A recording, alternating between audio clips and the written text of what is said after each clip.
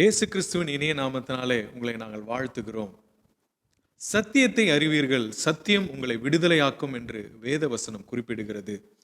Hidden treasures என்ற இந்த நிகழ்ச்சியின் மூலமாக வேதத்தில் மறைக்கப்பட்டிருக்கிற பொக்கிஷங்களை, சத்தியங்களை உங்கள் மத்தியிலே வாரந்தோறும் நாங்கள் பிரசங்கித்து வருகிறோம்.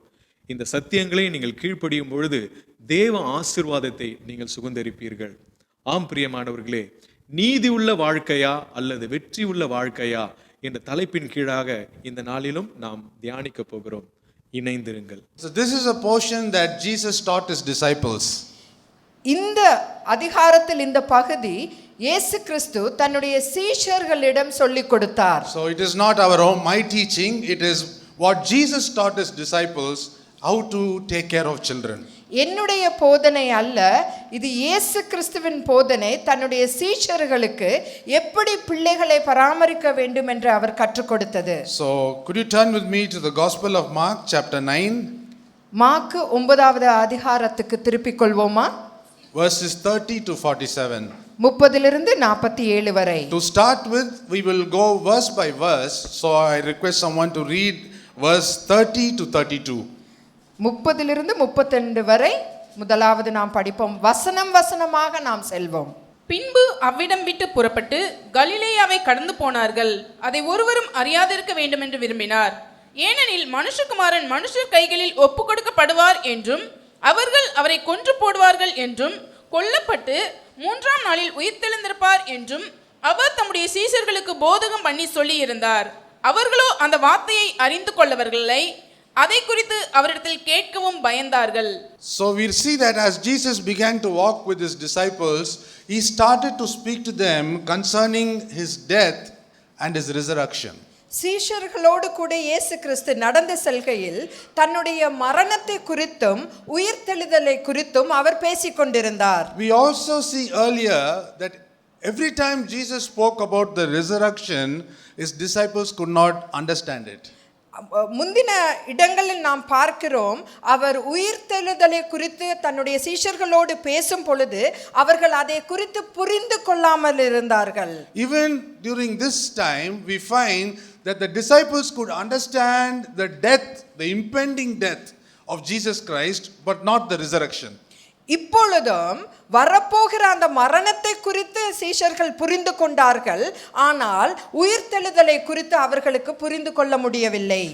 Getting to know that the leader who was with them for close to 3.5 years is going to die, the disciples immediately start planning who is going to be the next leader. 3.5 வருடங்கள் தங்களோடு கூட இருந்த தலைவர் மரிக்க போகிறார் என்று தெரிந்தவுடன் அடுத்த தலைவர் யாராக இருக்க முடியும் என்று அவர்கள் பேசிக்கொண்டார்கள். Because they were there together as 12 disciples. அவர்கள் 12 சீஷர்களாக இயேசுவோடு கூட இருந்தவர்கள். So there is a vacancy in the leadership post. அங்கு தலைவரிடம் காலியாக இருக்க போகிறது. If Jesus was going to die and go away, one among the 12 needs to become the leader. இயேசு கிறிஸ்து மரித்து போய்விட்டார் என்றால் அந்த தலைவரிடத்துக்கு அந்த 12 சீஷர்களில் ஒருவர் வர வேண்டும். They did not discuss this before Jesus, but Jesus in the spirit knew that they were all discussing. இயேசு கிறிஸ்துவுக்கு முன்பாக அவர்கள் ஆராய்ந்து அலசி பார்த்து கொண்டிருக்கவில்லை, ஆனால் இயேசு அவர்கள் என்ன பேசிக் கொண்டிருந்தார்கள் என்று அவர் அறிந்திருந்தார். So we will read verse 33 to 35. 33வது வசனத்திலிருந்து 35வது வசனம் வரை படிக்கலாம். அவர் கப்பர்நகமுக்கு வந்து வீட்டிலே இருக்கும்போது அவர்களை நோக்கி, நீங்கள் வழியிலே எதை குறித்து உங்களுக்குள்ளே தர்க்கம் பண்ணினீர்கள் என்று கேட்டார். அதற்கு அவர்கள் பேசாமல் இருந்தார்கள். ஏனெனில் அவர்கள் தங்களுக்குள்ளே எவன் பெரியவன் என்று வழியிலே தர்க்கம் பண்ணினார்கள். அப்பொழுது அவர் உட்கார்ந்து 12 அழைத்து, எவனாகிலும் முதல்வனாய் இருக்க விரும்பினால் அவன் எல்லாருக்கும் கடையானவனும் எல்லாருக்கும் ஊழியக்காரனுமாய் இருக்க கடவன் என்று சொல்லி. Here we find that they are discussing among themselves who's the greatest among the 12 of us who can take up the role of Jesus Christ. இயேசு கிறிஸ்துவின் இடத்திற்கு வரக்கூடிய அந்த 12 சீஷர்கள் ஒருவர் யாரா இருக்க முடியும் என்று அவர்கள் பேசிக் கொண்டிருந்தார்கள். So Jesus decided to take a short lesson on Christian life and leadership. ஆகவே அவர்களுக்கு கிறிஸ்துவ வாழ்க்கை, கிறிஸ்துவ தலைமைத்துவம் குறித்து அவர்களுக்கு ஒரு சிறிய பாடத்தை கற்பிக்க He விரும்பினார். noticed in the life of these disciples that there were two ungodly character traits. இந்த சீஷர்களிடையே இரண்டு தேவனுக்கு தகாத குணங்கள் இருந்ததை இயேசு கிறிஸ்து கண்டறிந்தார். Jesus probably looks at these as character flaws. அது அவர்களுடைய குணாதிசயங்களில் குறைவுபட்டதாய் காணப்பட்டது. So getting to know what they were talking, Jesus found out that in them they had the spirit of competition. அவர்களுக்குள்ளே பெரியவர்கள் யார் என்று அங்கு ஒரு போட்டியிடும் ஒரு மனப்பான்மை அவர்களுக்குள் இருந்தது. We normally have the spirit of competition only when we have a selfish ambition. நமக்குள் ஒரு சுயநல இலட்சியம் இருக்கும் பொழுதுதான் இந்த போட்டியிடும் மனப்பான்மை நமக்குள் வரும். So Jesus tried to first address the spirit of competition within themselves. ஆகவே இந்த போட்டியிடும் மனப்பான்மையை குறித்து அவர் அவர்களிடம் பேச விரும்பினார். So he told them and he taught them, if you want to be the greatest, if you want to be the best, you need to first become a servant. நீங்கள் உயர்ந்தவர்களாக பெரியவர்களாக இருக்க விரும்பினால் முதலில் நீங்கள் ஊழியக்காரராக, அதாவது வேலைக்காரராக, சிறியவர்களாக நீங்கள் இருக்க வேண்டும் என்று கூறுகிறார். To be at the top of the ladder of success, you need to start from the bottom. வெற்றியின் உச்சகட்டத்தில் நீங்கள் இருக்க வேண்டும் என்றால் நீங்கள் கீழே இருந்து தரையிலிருந்து நீங்கள் எழும்ப வேண்டும். To reach the top of the ladder, that is to experience success, we need the spirit of service. நீங்கள் அந்த ஏணியின் உச்சகட்டமாகிய அந்த வெற்றியை நீங்கள் அடைய வேண்டும் என்றால் நீங்கள் சேவை செய்யும் மனப்பான்மை உடையவர்களாக இருக்க So வேண்டும். instead of competing with each other, Jesus tells them, you make yourself a servant.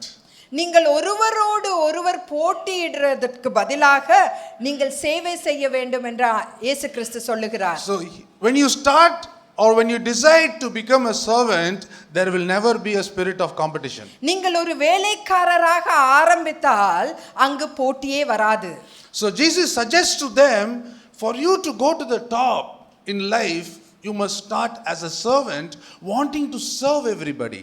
நீங்கள் மேலே உயர வேண்டும் என்று நீங்கள் நினைத்தால் முதலாவதாக வேலை செய்யும் ஒரு ஊழியக்காரர், வேலைக்காரராக நீங்கள் ஆரம்பியுங்கள் என்று கூறுகிறார். So this is the answer that actually Jesus Christ is giving them to overcome the spirit of competition. ஆகவே இந்த போட்டியிடும் மனப்பான்மையை மேற்கொள்வதற்காக இந்த பதிலை தான் அங்கு இயேசு கிறிஸ்து கூறுகிறார். Don't try to compete with each other, but instead try to serve one another. You come down to the lowest position of a slave and try to serve everyone else above you. ஒருவரோடு ஒருவர் போட்டியிட்டு கொண்டு இராமல் நீங்கள் ஒருவருக்கு ஒருவர் சேவை செய்யுங்கள். நீங்கள் சேவை செய்வதே மிகவும் முக்கியம். அங்கிருந்து தான் நீங்கள் வர வேண்டும். உங்களுக்கு மேலாக இருக்கிற அனைவருக்கும் நீங்கள் ஒரு அடிமையாக நீங்கள் சேவை செய்ய வேண்டும். Let us now read verse 36 and 37. 36 37வது வசனத்தை நாம் படிப்போம். ஒரு சிறு பிள்ளையை எடுத்து அதை அவர்கள் நடுவிலே நிறுத்தி அதை அணைத்து கொண்டு, இப்படிப்பட்ட சிறு பிள்ளைகளில் ஒன்றை என் நாமத்தினாலே ஏற்றுக்கொள்ளுகிறவன் என்னை ஏற்றுக்கொள்ளுகிறான், என்னை ஏற்றுக்கொள்ளுகிறவன் என்னை அல்ல என்னை அனுப்பினவரை ஏற்றுக்கொள்ளுகிறான் என்றார். We earlier saw that God used the example of a little child to teach elders that we need to trust God like the way little children trust their parents or their father. சிறியவர்கள் தங்களுடைய சிறு பிள்ளைகள் தங்களுடைய தந்தையை எப்படி நம்புகிறார்களோ அதே போல் பெரியவர்கள் தேவனை நம்ப வேண்டும் என்று சிறு பிள்ளையை வைத்து ஆண்டவர் நமக்கு கற்பித்த ஒன்றை நாங்கள் பார்த்தோம். Again, now Jesus is taking the example of a little child and tries to teach the elders how to overcome selfish ambition. இந்த முறையும் ஒரு சிறு பிள்ளையை வைத்து தங்களுக்கு உள்ள அந்த சுய லட்சியத்தை அடைய வேண்டும் என்று நினைக்கிறவர்களுக்கு ஒரு பாடத்தை கற்பிக்க அவர் சிறு பிள்ளையை பயன்படுத்துகிறார். So Jesus took hold of a little child and told the disciples, you must receive this little child, then you can receive me. ஒரு சிறு பிள்ளையை அவரிடத்தில் கொண்டு வந்து நிறுத்தி அந்த சீஷர்களை நோக்கி, இந்த சிறு பிள்ளையை ஏற்றுக்கொள்ளுகிறவன் என்னையே ஏற்றுக்கொள்ளுகிறான் என்று இயேசு கிறிஸ்து கூறுகிறார். Because little children will not have a selfish ambition. இந்த சிறு பிள்ளைகள் தமக்குண்டு ஒரு லட்சியம் அவர்களுக்கு இல்லை. So they don't have any great plans. I would like to have Jabez here. இங்கு ஜேபஸை அழைத்து கொண்டு வர முடியுமா? So I've taken Jabez to teach ourselves this lesson. இந்த பாடத்தை நமக்கு கற்பிப்பதற்காக நான் யாபேசை எடுத்துக்கொண்டிருக்கிறேன். Children do not have any selfish ambition. அவர்களுக்கு எந்த ஒரு சுய லட்சியமும் இல்லை. They don't know about their future. அவர்களுடைய வருங்காலத்தை குறித்து அவர்களுக்கு தெரியாது. They are very innocent. அவர்கள் ஒன்றும் அறியாதவர்கள். They do not give importance to status. தகுதிக்கு அவர்கள் இடம் கொடுப்பதல்ல. When we find a very rich man or a man of influence walk into the church, children do not know that they should make friends with them. ஒரு உயர்ந்தவர், ஒரு தகுதி, ஒரு பணக்காரர் இந்த சபைக்குள் வரும் பொழுது அவர்களிடம் போய் நன்றாக நான் நடந்து கொள்ள வேண்டும் என்று அவர்களுக்கு ஒன்றும் தெரியாது. Let's imagine a collector coming here to church today. இங்கே ஒரு கலெக்டர் உள்ளே வருகிறார் என்று நாம் சிந்திப்போம். Only the elders will want to go and meet him. அந்த கலெக்டரை இங்க இருக்கிற பெரியவர்கள் அனைவரும் போய் சந்திக்க வேண்டும் என்று விரும்புவர். But little Jabez will not do that. ஆனால் யாபேசு அதை செய்ய மாட்டான். We know if we have an influence to the collector, we can use his influence to get a job, to come up in life. அந்த collector வரும் பொழுது அந்த கலெக்டரை நாம் சந்தித்து அவரிடம் இருக்கும் அந்த தகுதியை வைத்து அநேக காரியங்களை சாதிக்கலாம் என்று நமக்கு தெரியும். In other words, God is telling us, is teaching his disciples and all of us, we have to be like this little Jabez. இந்த யாபேசை போல, இந்த சிறிய யாபேசை போல நாம் இருக்க வேண்டும் என்று இயேசு கிறிஸ்து நமக்கு கற்றுக் கொடுக்கிறார். We don't run after people who have a high status in life. உயர்ந்த தகுதி உள்ளவர்களிடம் நாம் ஓடி விடக்கூடாது. Oh, if I am in touch with this CEO of this company, if I know him, probably I can climb the ladder of success. நான் உயர்வதற்கு, உச்ச கட்டத்திற்கு வருவதற்கு, நல்ல வெற்றிகரமான கட்டத்திற்கு நான் வர வேண்டும் என்றால் தகுதி உள்ளவர்களோடு நான் எப்பொழுதும் தொடர்பு உடையவர்களாக இருக்க வேண்டும் என்று நாம் எண்ணக்கூடாது. God wants us to be like little children. தேவன் நாம் சிறு பிள்ளைகளை போல் இருக்க வேண்டும் என்று விரும்புகிறார். And God also wants us to respect little children. இந்த சிறு பிள்ளைகளுக்கும் நாம் மரியாதை செலுத்த வேண்டும் என்று அவர் விரும்புகிறார். When we are looking up in society, we sometimes don't even bother about little children. சமுதாயத்தில் இந்த சிறு பிள்ளைகளை குறித்து நாம் கண்டுகொள்வது கூட இல்லை. So Jesus is saying, I want you to have a heart which will be able to embrace little children, and through that, when I see that your heart is like that, I can also come into your life. சிறு பிள்ளைகளை அரவணைக்கும் ஒரு இருதயத்தை நாம் வைத்துக் கொள்ளும் பொழுது தேவன் நம்மை அரவணைக்க முடியும் என்று அவர் நம்மிடத்திலிருந்து எதிர்பார்க்கிறார். Ambitious people will run after big shots. லட்சியங்கள் நிறைய உள்ள மக்கள் பெரிய ஆட்கள் பின்னாடி ஓடுகிறதுண்டு. They always want to collect status symbols. அவர்கள் அந்த தகுதிக்கேற்ற அடையாளங்கள் எல்லாவற்றையும் சேர்த்து கொள்ள வேண்டும் என்று எதிர்பார்ப்பார்கள். Because of the ambition, we know that someday they might be of some use to us. அவர்கள் அந்த சுய லட்சியம் இருப்பதால் அது ஒரு காலத்தில் அவர்களுக்கு உதவும் என்று நினைத்துக் கொள்வார்கள். So let's now go to verse number 38. 38வது வசனத்திற்கு செல்வோம். அப்பொழுது யோவான் அவரை நோக்கி, போதகரே, நம்மை பின்பற்றாதவன் ஒருவன் உமது நாமத்தினாலே பிசாசுகளை துரத்துகிறதை கண்டோம். அவன் நம்மை பின்பற்றாதவன் ஆனதால் அவனை தடுத்தோம் என்றான். So actually we are doing an exegesis of this entire chapter verse by verse. வசனம் வசனமாக நாம் ஆராய்ந்து அறிகிறோம். And I want you to think about the word that is being preached here. இந்த வார்த்தையை குறித்து நீங்கள் தியானிக்க வேண்டும். So we find that even after Jesus had moved on, after teaching the disciples about the selfish ambition and about the spirit of competition, John's mind was still working on competition. இயேசு கிறிஸ்து சுய லட்சியத்தை குறித்தும் போட்டியிடும் மனப்பான்மையை குறித்தும் பேசினாலும் கூட யோவானுடைய எண்ணம் அந்த போட்டியிடும் தன்மையிலேயே இருக்கின்றது என்று நாம் காணலாம். He realizes that there is also one other man apart from the 12 of them that was casting demons but not with Jesus' group. இயேசு கிறிஸ்துவோடு கூட இல்லாத ஒரு மனிதன், அந்த சீஷர்களோடு கூட இல்லாத ஒரு மனிதன் பிசாசை வெளியே துரத்துகிறதை அவன் பார்க்கிறான். Will this man become a competitor? இந்த பிசாசை துரத்துகிறவன் இவர்களோடு கூட போட்டியிட வருவானா? So it's not only that it's going to be competition among the 12 of us, there's also one candidate outside the group who's casting demons. இந்த 12 பேருக்கு இடையிலே ஒரு போட்டி இருக்கு. அது மட்டுமல்ல, வெளியிலிருந்தும் ஒரு ஆள் போட்டியிட வருகிறான்.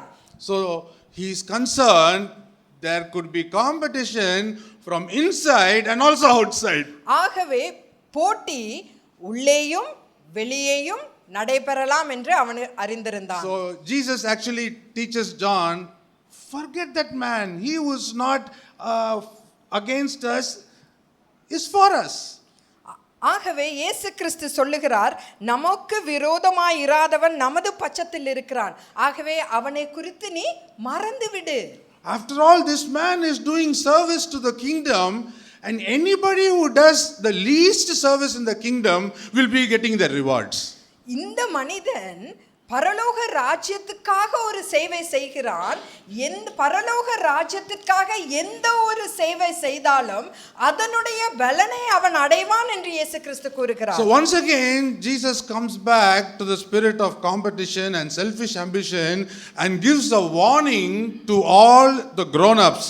When I say all the grown-ups, I'm talking about the fathers, the parents, the elders. மீண்டுமாக அந்த போட்டியிடும் மனப்பான்மையை குறித்தும் சுய லட்சியத்தை குறித்தும் ஆண்டவர் இங்கு பேசுகிறார். பேசுவது மட்டுமல்ல, ஒவ்வொருத்தருக்கும் அவர் எச்சரிக்கிறார். எச்சரிப்பது இங்க இருக்கிற தகப்பன்மாருக்கும் கூட. And we have now come to verse number 42. இங்க 42வது வசனத்துக்கு வந்திருக்கிறோம். என்னிடத்தில் வாசமாய் இருக்கிற இந்த சிறியரில் ஒருவனுக்கு இடரல் உண்டாக்குகிறவன் எவனோ அவனுடைய கழுத்தில் எந்திரக்கல்லை கட்டி சமுத்திரத்தில் அவனை தள்ளி போடுகிறது அவனுக்கு நலமாயிருக்கும். This is the warning that Jesus Christ is giving to all the grown-ups, the adults. இங்க இருக்கிற பெரியவர்கள் அனைவருக்கும் இந்த எச்சரிக்கையை தான் இயேசு கிறிஸ்து கொடுக்கிறார். If any of you teach little children to cultivate the spirit of competition, selfish ambition, Jesus is saying, you will be punished. யாராகிலும் பிள்ளைகளுக்கு, சிறு பிள்ளைகளுக்கு சுய லட்சியத்தை குறித்தும் போட்டியிடும் மனப்பான்மையை கற்றுக் கொடுத்தால் அவர்களுக்கு தேவன் எச்சரிக்கை விடுவிக்கிறார். So Jesus is actually teaching us, when your children grow up, don't put into their minds success. You have to come first in class. You have to do better than your neighbor. You see, that's what Jesus is actually teaching us. நம்முடைய பிள்ளைகள் வளரும் பொழுது அவர்களுடைய இருதயத்தில் உன்னுடைய வகுப்பில் நீதான் முதலாவது மாணவ மாணவியாக வர வேண்டும், மற்றவர்களை விட நீ நன்றாக படிக்க வேண்டும் என்று போட்டி மனப்பான்மையை அவர்களுடைய இருதயத்திற்குள் நீங்கள் வளர்க்க வேண்டாம். In other words, he's teaching us it is not success that matters. வெற்றி மட்டும் நமக்கு போதாது, அது முக்கியம் அல்ல. It is not coming to the top that matters in life. மேலே மேலே உயர போவது அது முக்கியம் அல்ல. It is not the ladder of success that you climb and come, that doesn't matter. உயர போகும் அந்த ஏணியை ஏறுவது முக்கியம் அல்ல. In other words, Jesus Christ is teaching that you need to give importance to righteousness. இயேசு கிறிஸ்து என்ன கூறுகிறார் என்றால், நீதிக்கு நாம் முக்கியத்துவம் செலுத்த வேண்டும். So let's read from verse 43 to 47 and then the sermon will end. 43 லிருந்து 47வது வசனம் வரை படிப்போம். அதற்கு பிறகு நம்முடைய செய்தி முடிந்துவிடும். உன் கை உனக்கு இடரல் உண்டாக்கினால் அதை தரித்து போடு. நீ 2 கையுடையவனாய் அவியாத அக்கினியுள்ள நரகத்திலே போவதை பார்க்கிலும் ஊனனாய் ஜீவனுக்குள் பிரவேசிப்பது உனக்கு நலமாயிருக்கும். அங்கே அவர்கள் புழு சாவாமலும் அக்கினி அவியாமலும் இருக்கும். உன் கால் உனக்கு இடறல் உண்டாக்கினால் அதை தரித்து போடு. நீ 2 காலுடையவனாய் அவியாத அக்கினியுள்ள நகரத்திலே தள்ளப்படுவதை பார்க்கிலும் சப்பானியாய் ஜீவனுக்குள் பிரவேசிப்பது உனக்கு நலமாயிருக்கும்.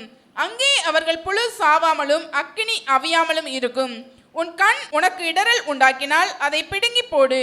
நீ 2 கண்ணுடையவனாய் நரக அக்கினியிலே தள்ளப்படுவதை பார்க்கிலும் ஒற்றை கண்ணனாய் தேவனுடைய ராஜ்யத்தில் பிரவேசிப்பது உனக்கு நலமாயிருக்கும். அங்கே அவர்கள் புழு சாவாமலும் அக்கினி அவியாமலும் இருக்கும். So what Jesus is saying here, instead of teaching our children and to lay emphasis on success, you teach them to be righteous.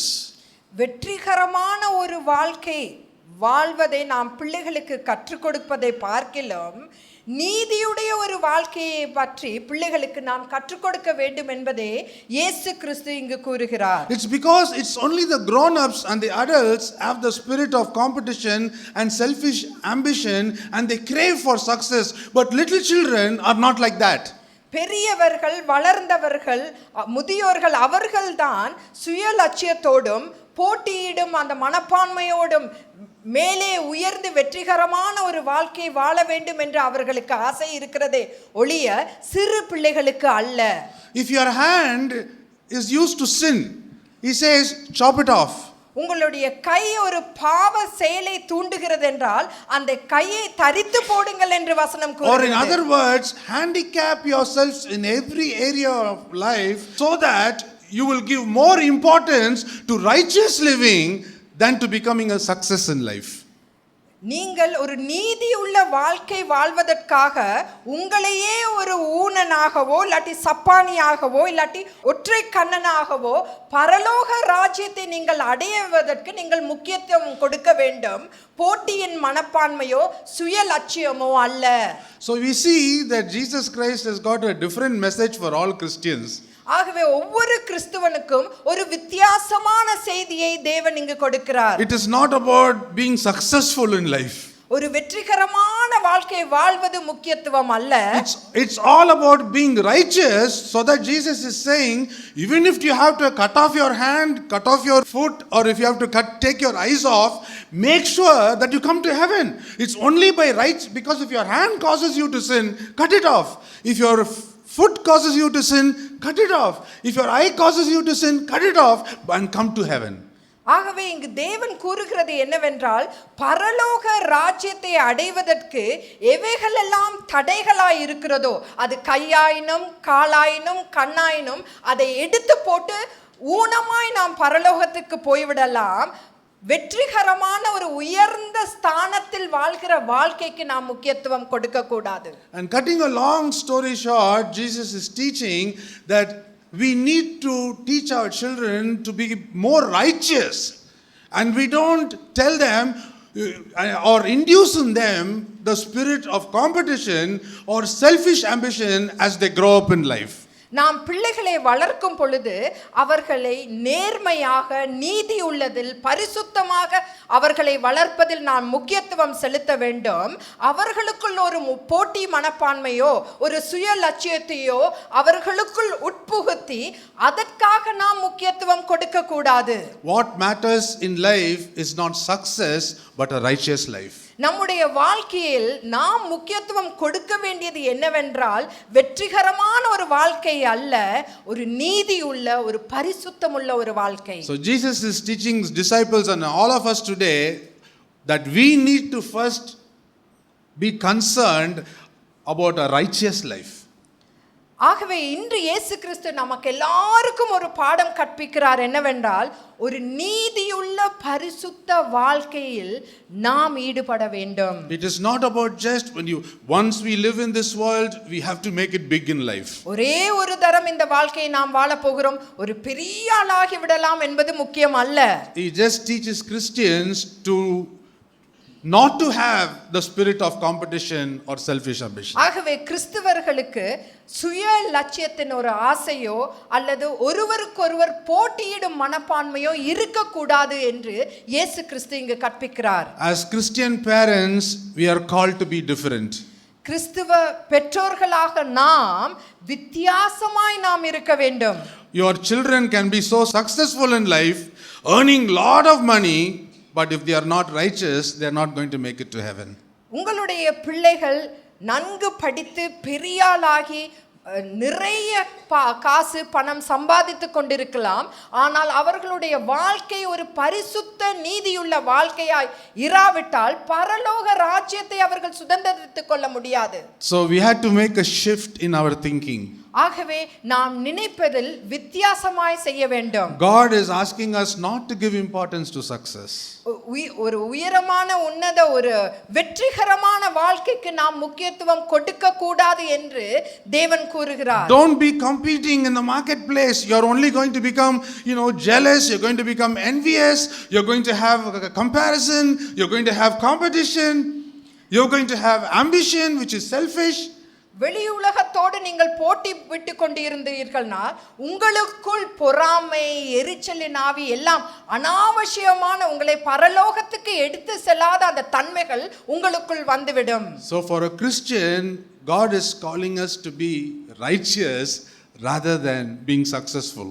ஆகவே கிறிஸ்தவர்களாகிய நமக்கு நாம் நீதியுள்ள ஒரு பரிசுத்த வாழ்க்கை வாழ வேண்டும், ஒரு வெற்றிகரமான வாழ்க்கை அல்ல என்று தேவன் கூறுகிறார். So I want you to go home and read this chapter once again.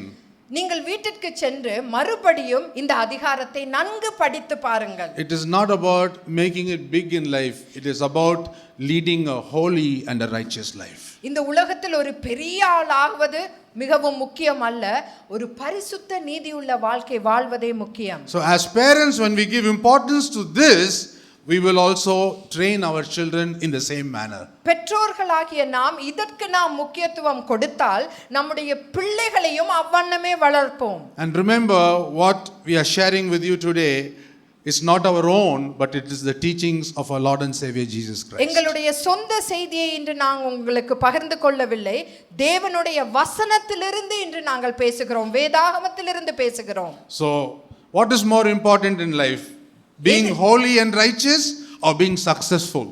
நம்முடைய வாழ்க்கையில் எதற்கு நாம் முக்கியத்துவம் கொடுக்க வேண்டும்? பரிசுத்த நீதியுள்ள ஒரு வாழ்க்கையா அல்லது வெற்றிகரமான ஒரு வாழ்க்கையா? That is what Jesus is teaching us in this chapter. அதேதான் இந்த அதிகாரத்தில் தேவன் நமக்கு கற்றுக் கொடுக்கிறார். God bless you. ஆண்டவர் உங்களை ஆசீர்வதிப்பாராக. கர்த்தரையும் அவர் இஸ்ரவேலருக்கு செய்த கிரியைகளையும் அறியாத ஒரு சந்ததி எழும்பியது என்று நியாயாதிபதிகள் புத்தகம் 2வது அதிகாரம் 10வது வசனம் குறிப்பிடுகிறது. ஆம் பிரியமானவர்களே, இஸ்ரவேலர்கள் தங்களுடைய பிள்ளைகளை தேவ நீதியிலும் தேவ பயத்திலும் நடக்க கற்றுத்தரவில்லை. மாறாக கானான் தேசத்தை சுகந்தரிப்பதற்காக யுத்தம் செய்வதற்கு அவர்களுக்கு கற்றுக் கொடுத்தார்கள். நாமும் நம்மளுடைய பிள்ளைகளை தேவ நீதியிலே வளர்ப்பதற்கு பிரயாசப்பட வேண்டும். அவர்கள் டாக்டர் ஆக வேண்டும், இன்ஜினியர் ஆக வேண்டும் என்று நம்மளுக்கு ஆசை இருக்கலாம்.